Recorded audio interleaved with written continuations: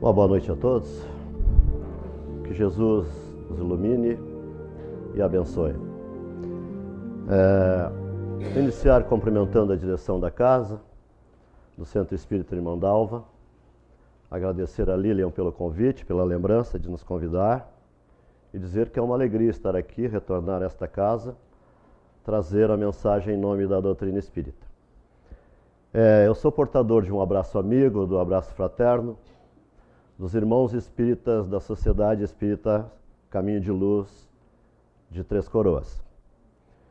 E convidar a todos para que, em nome do Mestre Jesus, a gente possa fazer uma reflexão em torno do tema desta noite, que é sobre o Evangelho segundo o Espiritismo. E esse livro, essa obra, agora no mês de abril, estará completando 152 anos da data do seu lançamento. E esse livro ele é alvo de alguma incompreensão, principalmente por aqueles que têm um conhecimento superficial do Espiritismo ou da doutrina espírita. Essa incompreensão se manifesta através de algumas pessoas que imaginam que Kardec escreveu um novo Evangelho. Essas pessoas entendem que existe o Evangelho de Marcos, de Mateus, o Evangelho de Lucas, de João e o Evangelho de Kardec. E essas pessoas também imaginam que os espíritas só leem o Evangelho de Kardec. E não leem nenhum dos outros 4 evangelhos. E só leem o Evangelho de Kardec, o que não condiz com a realidade. Na realidade, os espíritas leem o Evangelho segundo o Espiritismo, estudam o Evangelho segundo o Espiritismo e leem e estudam os 4 Evangelhos de Jesus e fazem comentários. Na verdade, desde que os Evangelhos foram escritos, também foram escritos comentários a respeito deles. Ali pelo 2º século da era cristã, começam a surgir os comentaristas sobre os evangelhos. E é um hábito fazer comentários sobre os evangelhos. E foi exatamente o que Kardec fez. Ele estudou os evangelhos e elaborou um comentário, mas um comentário singular. Um comentário especial, porque Kardec comentou e deu a palavra para os espíritos comentarem também. Então Kardec fez um estudo dos evangelhos com a participação dos espíritos e fez um registro desses estudos dentro de uma lógica e de uma programação didática. É bom que se diga que Kardec não criou o espiritismo fechado numa sala. Ele não foi um homem que se fechou numa sala e falou assim: agora eu vou criar algo novo. Eu vou criar uma religião nova. Eu sou um iluminado, eu sou um enviado de Deus e tive uma revelação. E vou criar uma religião. Não foi assim, não. Na metade do século XIX, os fenômenos das mesas girantes e mesas falantes agitou a Europa e os Estados Unidos. Esse fenômeno ocorria geralmente nos salões, após as festas, e as mesas eram o alvo de curiosidade e de comentários. Pois elas moviam-se, elas erguiam-se no ar, respondiam perguntas mediante batidas no chão, ocorrendo a comunicação através dessas pancadas, por meio de um alfabeto previamente conveniado.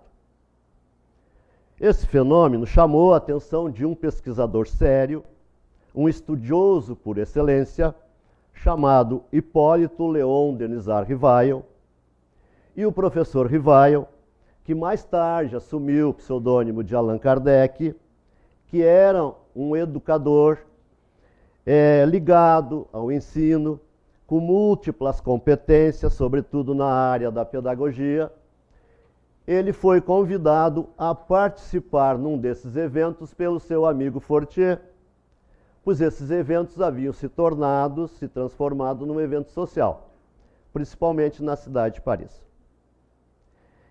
É importante dizer isso, que as mesas girantes e as falantes ocorriam e ocorreram muito antes de Kardec tomar conhecimento. Era um fenômeno conhecido na sociedade na época. Aconteceu nos Estados Unidos com as Irmãs Fox, o fenômeno das Irmãs Fox, conhecido como o fenômeno de Hydesville e as mesas girantes. Esse fato com as Irmãs Fox ocorreu nos Estados Unidos, a milhares de distância da cidade de Paris, onde Kardec veio a ter conhecimento e contato com esses fenômenos. E esses fenômenos também ocorreram em vários lugares do mundo.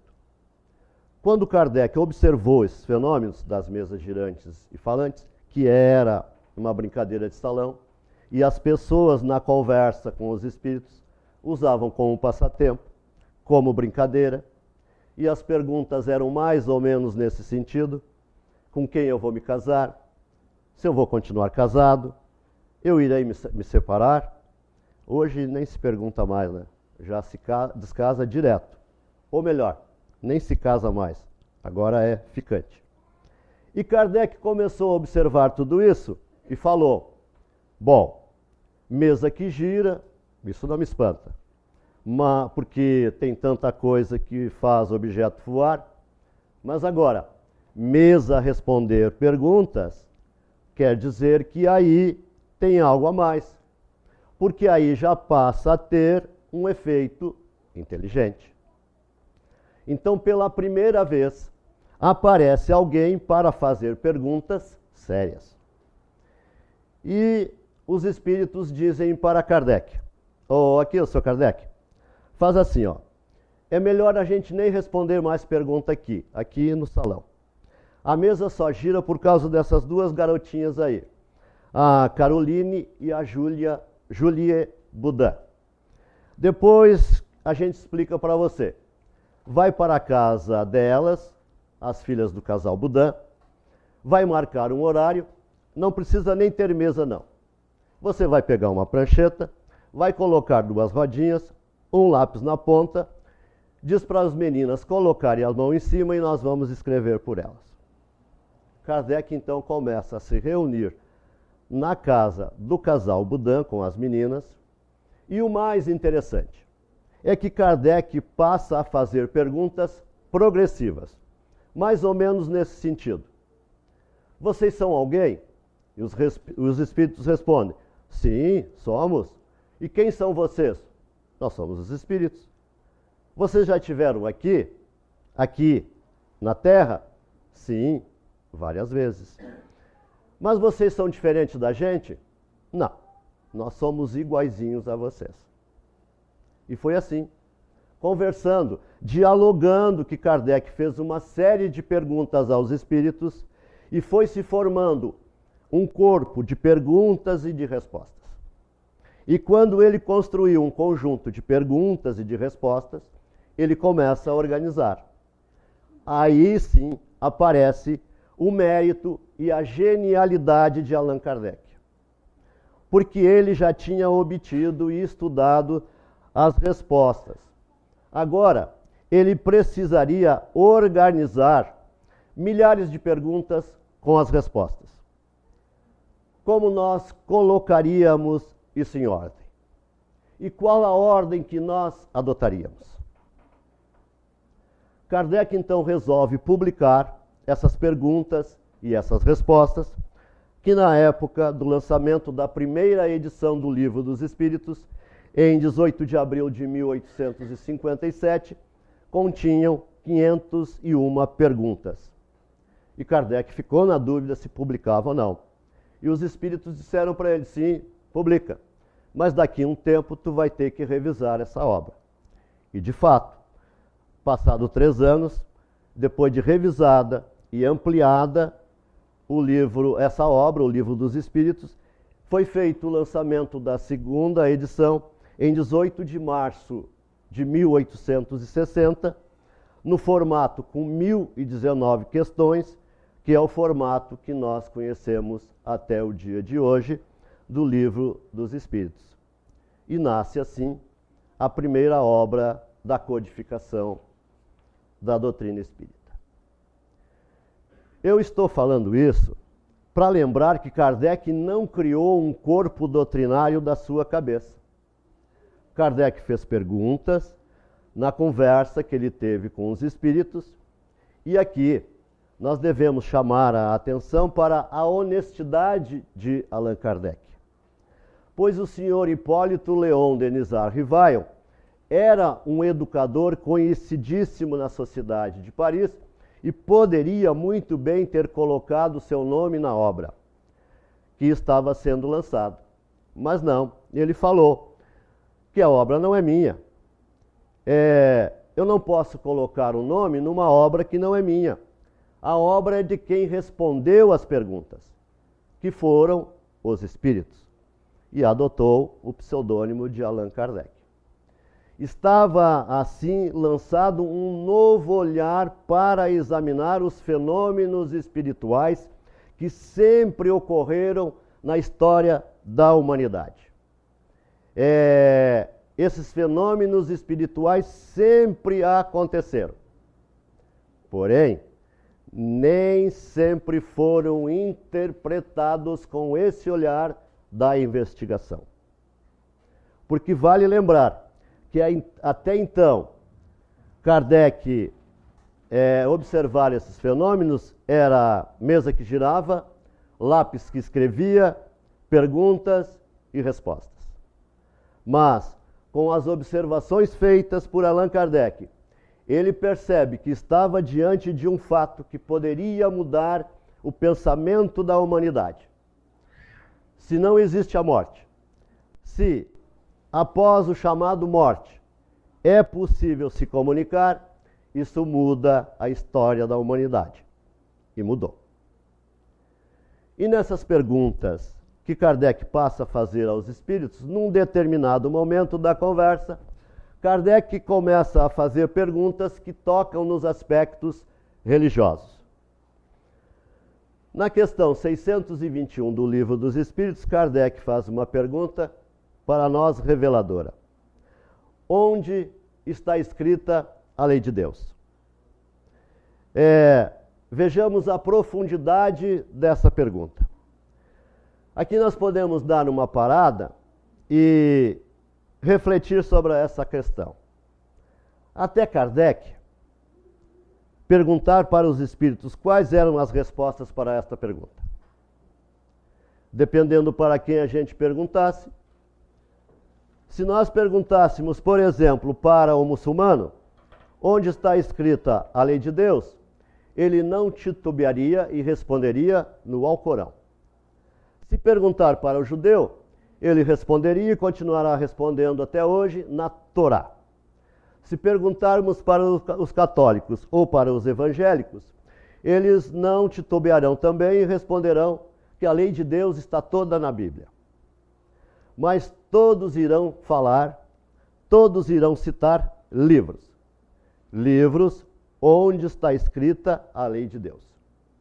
Por isso que esses livros são sagrados para essas pessoas. Acontece que aquelas mesas giravam e davam pancadas, mas eram inteligentes. Porque elas deram uma resposta inusitada, incomum. Eles responderam que a lei de Deus está escrita na consciência. Traduzindo, todos nós carregamos um livro dentro de nós. Então, conforme a resposta dos espíritos, a lei de Deus não está num livro onde a gente pode pegar. A lei de Deus está na consciência. E aí Kardec começou a aprofundar as perguntas. Mas então por que existem livros? Se existe uma lei que está na consciência, então por que existem os livros? Bom, existem os livros porque os homens a esquecem. Então Deus tem que lembrar. Por isso que existem os livros. são para lembrar aquilo que a gente esquece. A gente já sabe, mas esqueceu, por má vontade, por má fé, por preguiça ou por indolência mesmo. Como Kardec era um investigador, ele continuou perguntando: mas por que Deus envia espíritos em missão para revelar a sua lei, então? E os espíritos responderam: não, desculpe, se Deus envia espíritos para revelar a sua lei? E eles responderam que sim, seguidamente, constantemente. Aí Kardec faz uma análise das respostas. Então, há a lei de Deus que está na consciência, mas as pessoas esquecem, tem que mandar alguém para lembrar. Esse missionário vem, revela alguma coisa, geralmente deixa um livro escrito.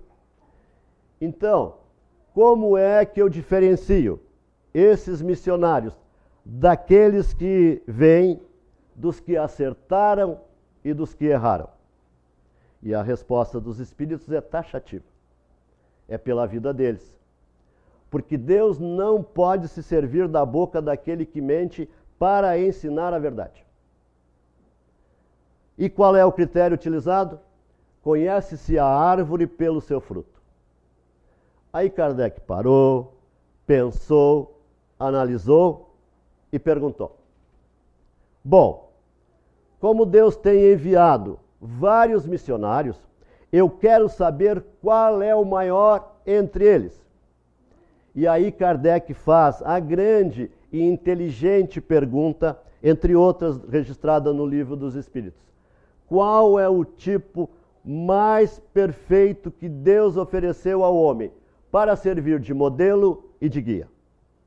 Conforme a questão 625 do Livro dos Espíritos. E a resposta foi taxativa.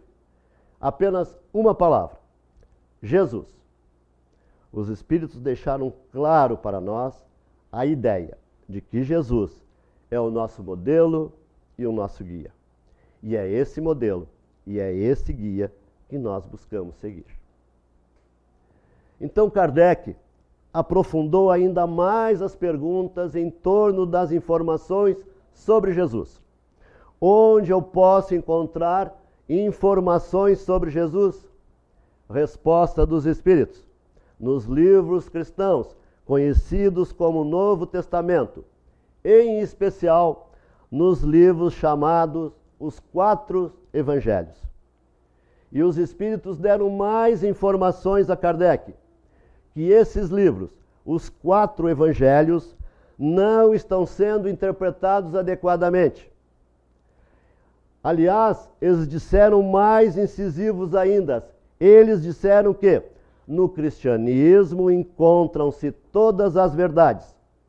São de origem humana os erros que nele se enraizaram.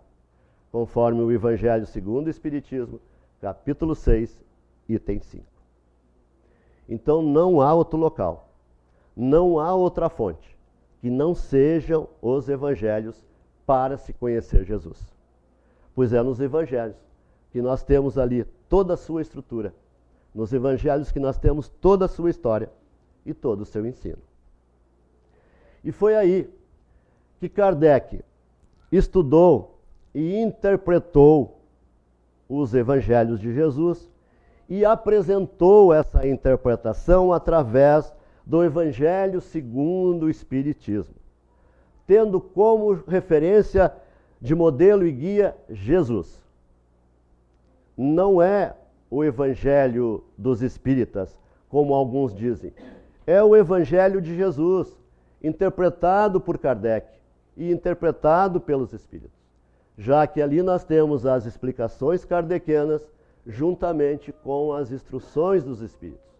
Mas toda a sua estrutura, toda a estrutura do Evangelho segundo o Espiritismo está nos Evangelhos de Jesus, nos temas trazidos pelos Evangelhos de Jesus. Com isso, nós chegamos à conclusão de que o Espiritismo não criou uma moral própria.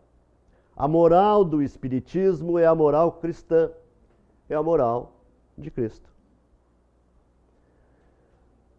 Na introdução do Evangelho segundo o Espiritismo, no item Objetivo desta obra, Kardec começa dizendo: podem dividir-se em 5 partes as matérias contidas nos Evangelhos: atos comuns da vida de Cristo, os milagres, as predições, as palavras que foram tomadas pela Igreja para fundamento dos seus dogmas e o ensino moral. Continua Kardec: as 4 primeiras têm sido objeto de controvérsias. A última, porém, conservou-se constantemente inatacável. Diante do ensino moral, diante desse código divino, a própria incredulidade se curva. E encerra Kardec esse capítulo, esse parágrafo: é terreno onde todos os cultos podem reunir-se. Então, das 5 partes que objetivam o Evangelho de Jesus, as 4 são questionáveis, são subjetivas, levam a discussões. Se não, vejamos. Atos comuns da vida de Cristo. Jesus morreu em Belém. Não, Jesus nasceu em Belém. Não, Jesus nasceu em Nazaré. Os que dizem que Jesus nasceu em Belém, provam que Jesus nasceu em Belém. Os que dizem que Jesus nasceu em Nazaré, provam que Jesus nasceu em Nazaré. Os milagres. Jesus transformou água em vinho. Não, não transformou. Mas Jesus ressuscitou Lázaro. Não, ele disse: Lázaro dorme. Não, depois à frente ele diz: Lázaro está morto. Controverso. As predições. Jesus previu os finais dos tempos. Não, não previu. Previu. Não previu. Está lá no capítulo 24 do Evangelho de Mateus. Lá ele escreveu: haverá guerras, rumores de guerras, nações se levantarão contra nações. São os sinais dos tempos. Aí o outro diz: não, mas ele escreveu à frente, mas ainda não é o fim. Não, mas depois ele escreveu: quando este Evangelho do Reino estiver espalhado sobre toda a terra, aí será o fim. Bom, mas se o Evangelho estiver espalhado sobre toda a terra, aí que não precisa ter fim mesmo, porque todo mundo já se reeducou. Vejamos o quanto é discutível. As palavras que serviram para o estabelecimento dos dogmas da verdade de fé. Meu Pai e eu somos um, disse Jesus. Então uma corrente diz: Jesus é Deus, porque ele disse: meu Pai e eu somos um. Outra corrente diz: não, mas ele disse: meu Pai e eu somos um no sentido, não no sentido absoluto, mas de maneira simbólica. Não, literalmente está lá: meu Pai e eu somos um. Não, mas ele também disse que aos apóstolos: eu estou em vós, vós estáis em mim, e nós somos um no Pai. Então os apóstolos também são Deus, e Deus é os apóstolos. Não, mas nesse caso é simbólico. Não, mas no primeiro caso não é, então nesse não pode ser. Controvérsia. Porém, quando se chega na 5ª parte, no ensino moral, Jesus diz: amai-vos uns aos outros. Não há controvérsia. Não se discute. Não se questiona. Nisto todos conhecerão que sois meus discípulos, se amai-vos uns aos outros. Tenho-vos chamado amigos, porque tudo que tenho aprendido com meu Pai, vos tenho dado a conhecer. O Filho do Homem não veio para ser servido, e sim para servir. Isso não é controvérsia. Isso não é discutível. E os evangelhos de Jesus são comentados por Kardec e pelos Espíritos no Evangelho segundo o Espiritismo, em 27 capítulos. E essa figura extraordinária, chamada Allan Kardec, essa criatura que ainda é pouco conhecida nossa, e é natural, isso não é defeito nosso, não. Se Allan Kardec é pouco conhecido nosso, imaginamos a doutrina que ele nos revelou. Essa doutrina é pouquíssima conhecida nossa.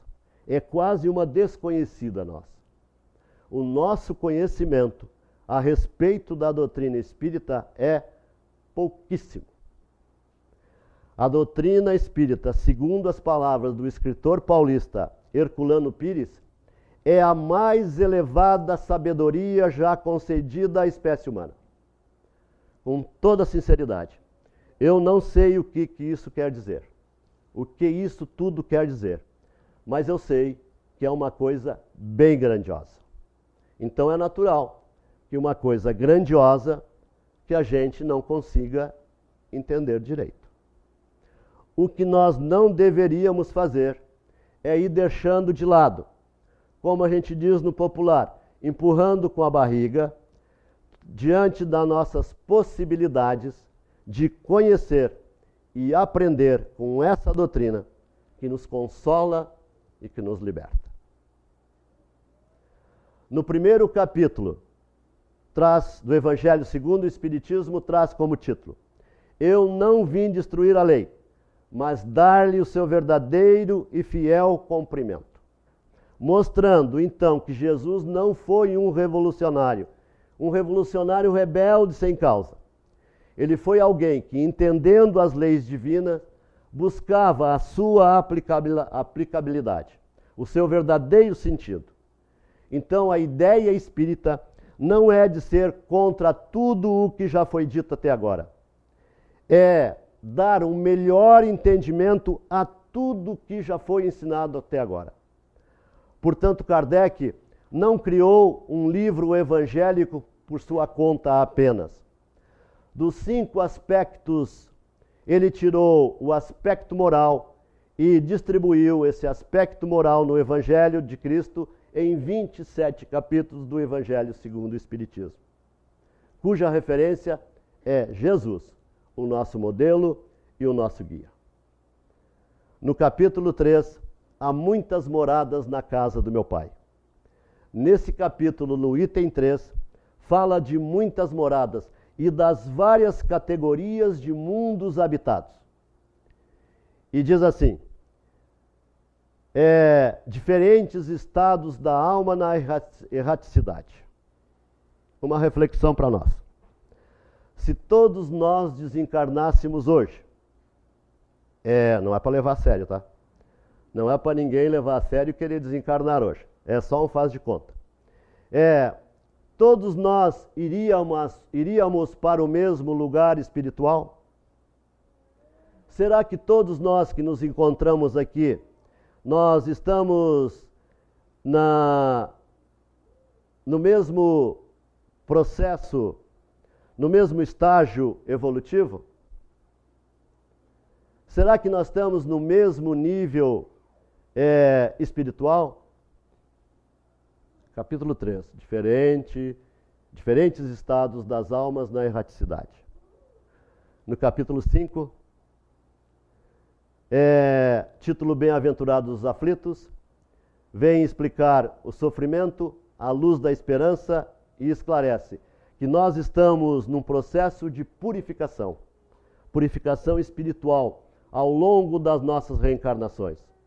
E quando nós purificamos a nossa alma, aí nós teremos essa bem-aventurança e enxergaremos a nossa alma, aí nós teremos essa bem-aventurança, enxergaremos a nossa alma, não o sofrimento como uma bênção, que foi a nossa oportunidade de purificação. E ainda nesse capítulo nos esclarece que o sofrimento é uma consequência, não é uma imposição e nem é um castigo de Deus. Mostrando que o sofrimento não é Deus nos punindo, mas sim Deus abrindo oportunidade para que, com as nossas consequências, com as consequências das nossas atitudes, das nossas escolhas, dos nossos atos, possamos reeducarmos-nos e crescermos. Porque na questão 171 do Livro dos Espíritos diz que o bom pai nunca fecha as portas para o arrependimento de seus filhos. Então o sofrimento é justamente a colheita daquela semeadura que nós mesmos fizemos. E que não estamos aqui no mundo para sofrer, não.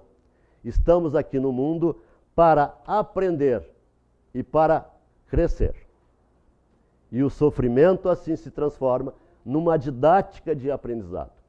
Didática essa criada por nós mesmos, pelas nossas escolhas, pelas nossas atitudes.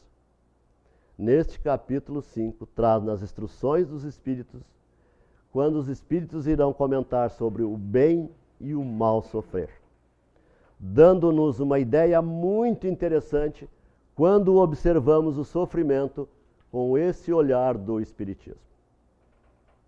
Temos uma verdadeira aula no capítulo 5, mostrando-nos que as causas anteriores das aflições e as causas atuais das aflições. No capítulo seguinte, capítulo 6, nos apresenta o título interessante, o Cristo Consolador. E parece coincidência, ele vem depois das aflições, como se estivesse nos dizendo, se entendermos o processo das aflições, o consolo é uma consequência. É um capítulo pequeno, é o menor capítulo do livro O Evangelho segundo o Espiritismo. E neste capítulo, no item 5, uma mensagem do Espírito de verdade diz assim: venho como outrora aos transviados filhos de Israel, trazer-vos a verdade e dissipar as trevas. Escutai-me, o Espiritismo, como fez antigamente a minha palavra, tem de lembrar aos homens que acima deles reina a imutável verdade. O Deus bom, o Deus justo, que faz germine as plantas e se levantem as ondas, e disse: vinde a mim todos vós que sofreis. Mostrando que o Espiritismo tem o compromisso com a consolação. Espiritismo que não consola não é Espiritismo. E precisamos vigiar e verificarmos se não estamos transformando as nossas atividades numa atividade na qual a consolação está ficando fora, do lado de fora da casa espírita. E a obra segue desfilando a moral de Cristo nos capítulos seguintes. Nós vamos só até as 10h30, né, porque são 27 capítulos. No capítulo 15º, Kardec diz que fora da caridade não há salvação. Não é fora do Espiritismo, é fora da caridade. E os Espíritos definem caridade no Livro dos Espíritos, na questão 886, como entendia Jesus: benevolência para com todos, indulgência para a imperfeição dos outros e perdão das ofensas. No capítulo 17, com o título Sede Perfeitos, essa é a nossa grande meta: melhorar e ajudar o nosso semelhante a se aperfeiçoar. No item 3 deste capítulo, traz uma proposta para o homem de bem, com uma lista interminável de características de bem que o homem de bem deve ter, que quando a gente lê, dá vontade de largar tudo e ir embora para casa. Porque a lista é enorme e quando chega no final a mensagem diz assim: finalmente o homem de bem respeita todos os direitos de seus semelhantes, que os seus semelhantes dão às leis da natureza, como quer que sejam respeitados os seus. Mas não ficam assim enumeradas todas as qualidades que distinguem o homem de bem. Apresenta a parábola do semeador. Para mim, uma das mais lindas parábolas de Jesus. Quando fala que um homem saiu a semear e vieram os pássaros e comeram as sementes. É linda essa parábola. Fala do dever e fala do homem no mundo, bem apropriado para os dias que estamos vivendo. Fala da fé que transporta a montanha. Kardec vai falar da fé em si mesma, da confiança em nós mesmos, da confiança em Deus, da confiança na providência divina, no cuidado amoroso que Deus tem para com seus filhos, com o cuidado que os amigos espirituais têm para cada um de nós. Fala dos trabalhadores da última hora. Nós estamos no processo de transição e necessitamos, precisamos de trabalhadores que irão promover essa transição. Nós não deveríamos esquecer, mas na maioria de nós está esquecendo, que nós viemos do plano espiritual com um compromisso assumido. Porque quando nós lemos a questão 132 do Livro dos Espíritos, quando Kardec indaga quais os objetivos da reencarnação, e os Espíritos respondem para Kardec que para uns é missão, para outros é expiação, mas que todos nós temos a colaboração, temos o compromisso de colaborar com a divindade, com a parte que nos toca. Nós estamos colaborando com a criação? Estamos. Uns mais, outros menos, mas nós estamos. Claro, só com aquilo que a gente quer. Mas nós estamos colaborando com o Criador. O nosso problema, o meu pelo menos, é que eu faço aquilo que eu quero fazer.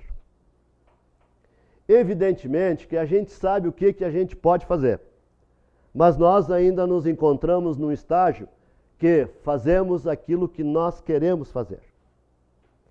Fala da missão dos espíritas e encerra esse capítulo falando os obreiros do Senhor.